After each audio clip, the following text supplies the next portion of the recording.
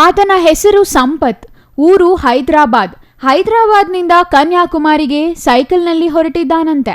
10 ದಿನಗಳ ಹಿಂದೆ ಹೈದರಾಬಾದ್ನಿಂದ ಹೊರಟ ಸಂಪತ್ ಬರೋಬ್ಬರಿ 10 ದಿನಗಳ ನಂತರ 500 ಕಿಲೋಮೀಟರ್ ಪ್ರಯಾಣ ಮಾಡಿ ಚಿಕ್ಕಬಳ್ಳಾಪುರಕ್ಕೆ ಬಂದಿದ್ದಾನೆ.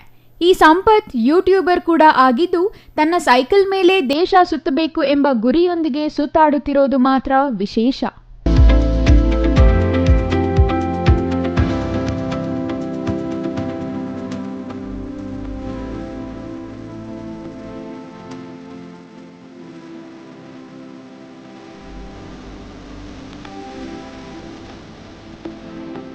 ಹತ್ತು ದಿನಗಳಲ್ಲಿ 500 ಕಿಲೋಮೀಟರ್ ಪ್ರಯಾಣ ಮಾಡಿರುವ ಸಂಪತ್ ಮೊದಲಿಗೆ ಕನ್ಯಾಕುಮಾರಿಗೆ ಹೊರಡಲಿದ್ದು, ಅಲ್ಲಿಂದ ಕಾಶ್ಮೀರದ ಲಡಾಖ್ಗೆ ಹೋಗುವ ತಯಾರಿ ಮಾಡಿಕೊಂಡೇ ಬಂದಿದ್ದಾರೆ.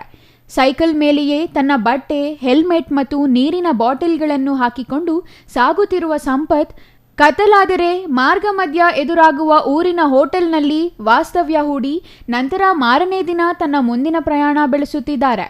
ಒಟ್ಟಿನಲ್ಲಿ ಪ್ರಸ್ತುತ ಯುವ ಪೀಳಿಗೆ ಮಾದಕ ವಸ್ತುಗಳಿಗೆ ದಾಸರಾಗುವುದು ಇಲ್ಲವೇ ವಿದೇಶಕ್ಕೆ ಹೋಗುವ ಹಂಬಲದಲ್ಲಿ ಪೋಷಕರಿಗೆ ತೊಂದರೆ ನೀಡುವುದು ಸೇರಿದಂತೆ ಹಲವು ಸಮಸ್ಯೆಗಳನ್ನು ಪೋಷಕರಿಗೆ ತಂದಿಟ್ಟು ತಾವು ನೆಮ್ಮದಿ ಹಾಳು ಮಾಡಿಕೊಂಡು ಪೋಷಕರ ನೆಮ್ಮದಿಗೂ ಭಂಗ ತರುತ್ತಿರುವ ಈ ಕಾಲದಲ್ಲಿ ಈ ಸಂಪತ್ ಕಾರ್ಯ ನಿಜಕ್ಕೂ ಪ್ರಶಂಸನೀಯ.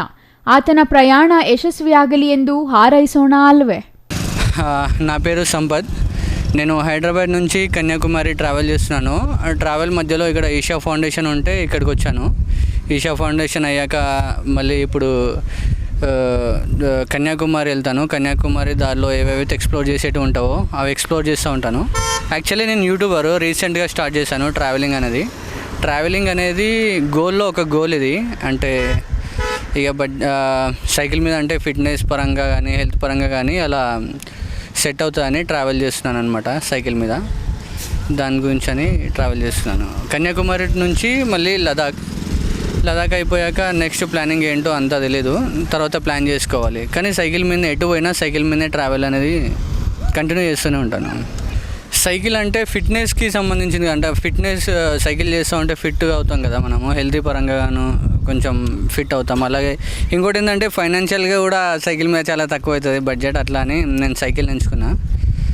అలా నేను హైదరాబాద్ జూబ్లీస్ నుంచి స్టార్ట్ అయ్యాను. ఈ రోజుకి 10th డే ఇది. ఇక్కడ కర్ణాటకలో ఎంట్రీ దగ్గర ఒక హోటల్ నుంచి స్టార్ట్ అయ్యి ఇక్కడ ఉందంటే ఇందాకే 30 కిలోమీటర్స్ ఉండేది. అక్కడ నుంచి రైడ్ చేసుకుంటూ డైరెక్ట్ ఇక్కడికి వచ్చాను అనమాట. Nandakumar, CTV news, చిక్కబಳ್ಳాపుర.